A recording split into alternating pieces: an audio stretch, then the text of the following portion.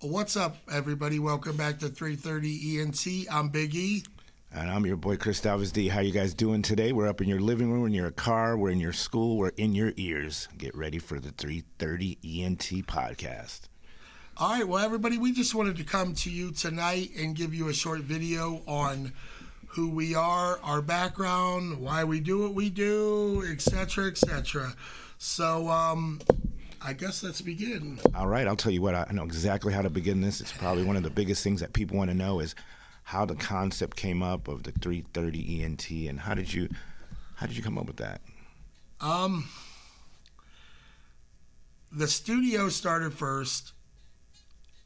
We were in here in January when we got the spot. We were painting it, and we were heart set on finding a name. And it came about, honestly, from, I'm probably going to get this wrong and people's going to trash me, but wasn't there an old movie or whatever called Studio 57 or something like that? Yeah, you know what I'm getting at? I think there was, yeah. And obviously, we're from Akron, Ohio, which is 330. Everybody does the 330. I didn't want to do that, not that I have a problem with it. So I took the number 3 and the 30 and put the ENT, and it kind of stuck. So when the podcast came around, it's what it was. It was. And what's kind of cool, you guys, is how we met. We met at an old watering hole, and we had knew each other for, I don't know how long. It was 4 months. I don't know how it was. And Big E was looking for studio space. And I said, you know what? I know exactly where there's a space at. I had a space downstairs. It's right down the hallway. And then that's kind of how it all came about. In his aggressiveness, he was able to get the place pretty quickly. And so that's admirable about you. And now you've got all this stuff built in here. So awesome stuff. Brought some resources together, and we're going to see where this 330 ENT goes. Yeah, I mean, it's going to go away. I got another office in the building now for the clothing line. So we're just working, building, and doing what we can do. But besides that, it's get to know us, I guess. So let's start with you. Well, I know your background. A lot of people probably don't know, but I know your background goes way back. I know it started at Akron U. You was WZIP 88. Mm-hmm. I know you used to play a lot of local artists back then. Why don't you let everybody know from there to where it progressed from there? Jeez. Man, I was going to ask you questions because you used to be the rapper. He used to be the rapper, though, back in the day. I used to rap. It's been many years, but I'm getting back into it. But you guys will see that on the podcast here. We're working on things. I'm trying to get a lot of local people in the city to come in and do an album with me. Even trying to reach out to, people that I've listened to forever that, I'm a fan of, hoping I can get them in on my project. Right. But we'll see, Yeah. But WZIP, them had to be good days, though. So it started at WAUP, so 89 of summer. Okay. I'm going to try to keep it short. Get out of St. V, graduate from there. Got to plug the Almighty Fighting Irish. And then after that, I sent out a cassette tape. Because I was really wanted to play drums, because that's what I did in high school. So I sent this cassette tape to the general manager. His name is Tom Beck. Great guy. He's retired. He's been around many, many students. Get the tape. They liked it. I'm on the air by the time we started fall, because I came out in 89 in May. I was literally on the radio by the fall of 89. And so from there, I just started.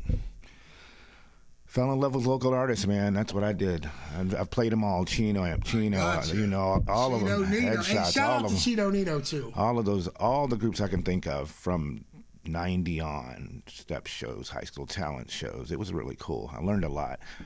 And one of the things I learned when I was there was who manages these groups. So I really delved into getting into what they call the management, personal artist management, which that's a whole separate, I'm not going to get into that. That's a whole separate show.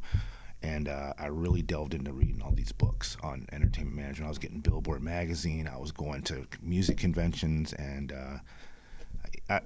the story goes on. I don't want to take up all that time. No, you're right. But yeah. I do want to say one thing. Yeah. Not that I did my research, because I've known him a while now, so, I know things. But he was the first African American DJ at 97.5 WONE, right?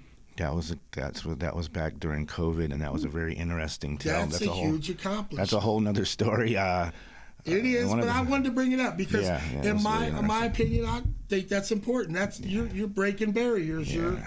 That's good. One of the vice presidents, which he's probably still there. He knows me. I'm not going to name his name right now. Yeah. He and I worked at WZIP together. So a lot of us that were in local radio, a lot of them at 97, at KDD, at Q92, we're all alumni of some form. So we all kind of know each other, even though we don't see each other all the time.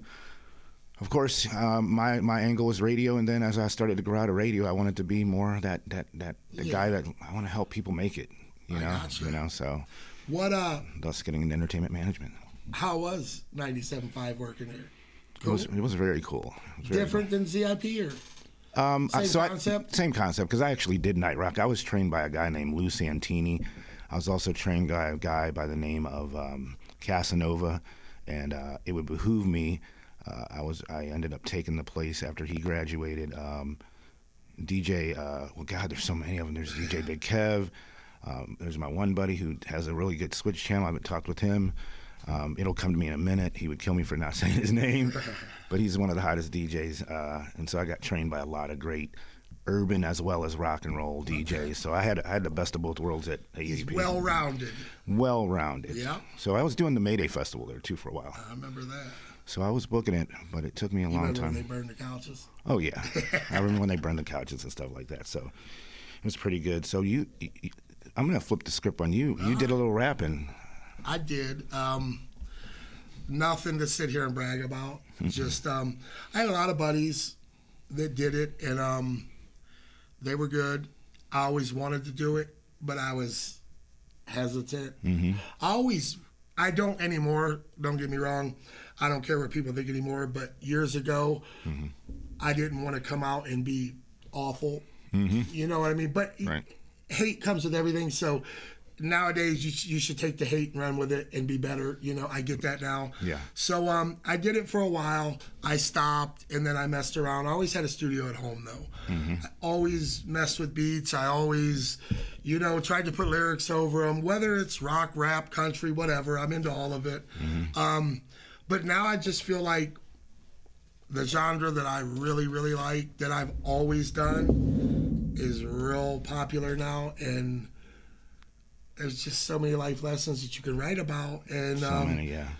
That's why we're in the process now of making a new album for me, and I'm reaching out to a lot of people to get on it and see where it goes.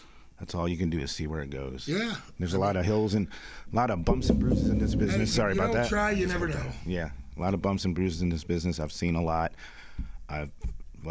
Since '89 till now, I've seen a lot of missed promises, a lot of.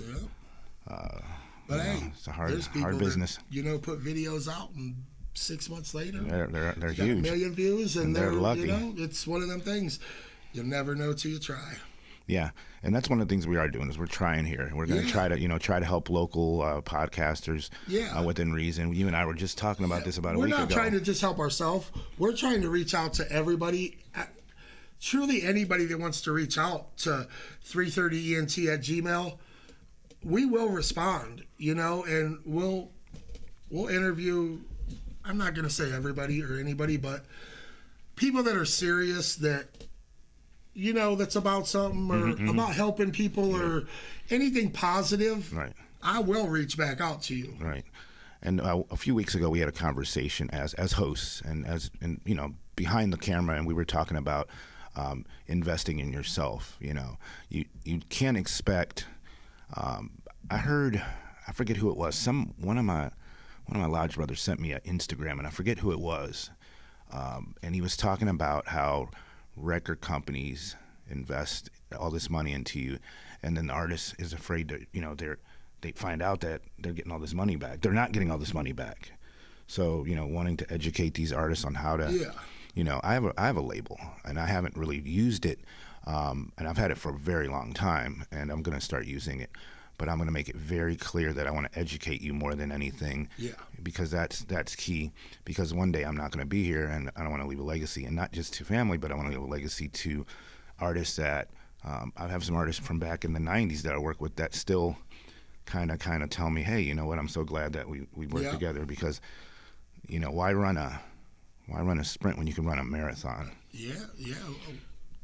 That's 100%. I mean, are there people that, I almost use a word, are there people that screw with people out there? Beep, but not everybody's bad. Now, hold on real quick before we go any further. Speaking of artists and all that, I know a lot of what you do. And first of all, let's give a big shout out to Scola De Niro. I know you mess with him. Scola. And I wanted to bring that up because, I mean, I know you've toured with him. You've done a lot with him. And if he watches this, we are trying to get you here in Akron. Yes. And to do, an after-hour show, obviously come down to the studio, be a part of what we got going on. But can you talk about that a little bit, about how you even hooked up with him, your relationship with him? So I used to know, I still do, I don't know why I'm saying it like this. So because I was on the radio, obviously I was meeting people. Yeah. And obviously because I was working with local artists back then, and even as I start to rebuild and revamp now, my buddy played with a group called Jodeci. He was the bass player. And so we also... Who hasn't heard of them? So these guys had, obviously, the manager who's never made it yet. Okay. The manager's never made it yet, but I've been around a lot of things. Everything that looks good is not always great, but it's great having the context. And then one day, something will blow up, but you got to stay consistent. So my buddy from Jodeci, who plays bass, and he's actually about to produce an album for one of my buddies out in L.A. named Trinell, Tony Brunson. A lot of you guys know who that is. That's how it all came about. He kept talking to him about... This has been a legacy of discussion, like, hey, do you know so-and-so?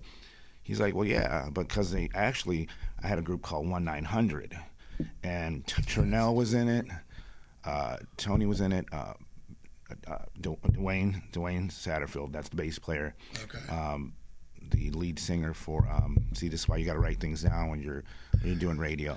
But either way it goes, that's how it all started. That's what. This is a spitball, but we're gonna be all right. Hey, it's more authentic to me. Whatever. Yeah, it is. I like it better this way. So at the end of the day, that's what happened, and something happened, and before I knew it, we had the studio down the hallway during COVID, and then I get a call. I have a Christian rapper named El Caso. They're all from Baltimore. Caso, Baltimore. Scola, Baltimore. All these guys are from Baltimore, but they have some connections in Akron. So it's all about the connections, and that's how it all came about. Went on the road for a little bit, not long time. He wanted me to go out there because he wanted me to see some things, and came off the road, and we're figuring things out. All right. Figuring them out. Well, I don't know. You got any more questions? No, I don't have any more questions because I know this is a part one of many series to come. Yeah, I'm sure there'll be a lot more of these to come. But, yeah, definitely.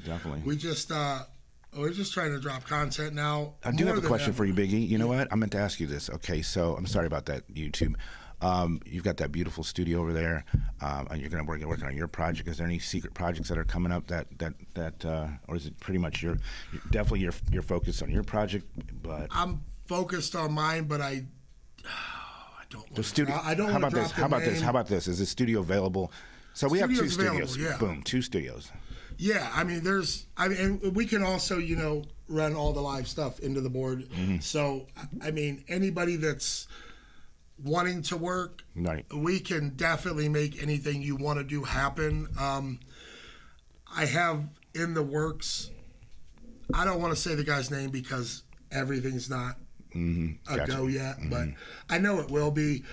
He's a bigger artist in Cleveland. Okay. He's a singer-songwriter. Mm-hmm. I will say this, somebody that's involved in the comedy show coming up on Thursday, August 14th. Okay.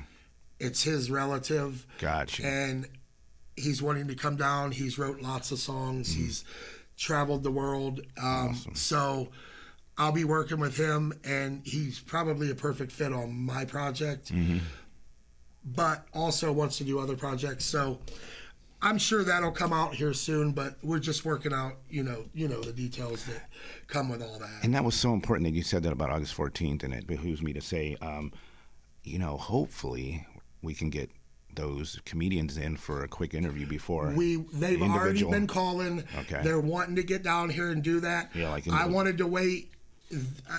What is today? The 8th? Mm-hmm. This Sunday, the 8th. So you might see this Monday or Tuesday, 9th, 10th, whatever. That week, we should have the tickets printed and the flyers.